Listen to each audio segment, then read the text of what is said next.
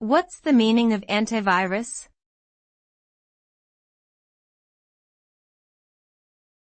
Antivirus.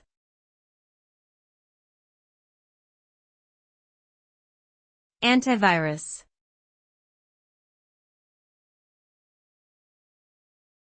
Antivirus.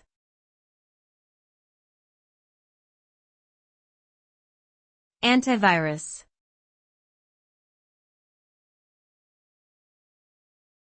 Antivirus.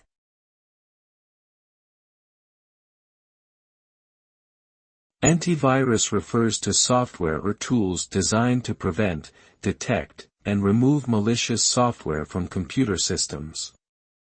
It analyzes files for potential threats and then identifies and removes any malicious code found. Antivirus software typically uses a combination of signature-based detection, behavioral analysis, and machine learning algorithms to identify and isolate viruses, Trojans, and other malware. The result is increased security and protection for computer users, reducing the risk of data loss, identity theft, and other cyber attacks.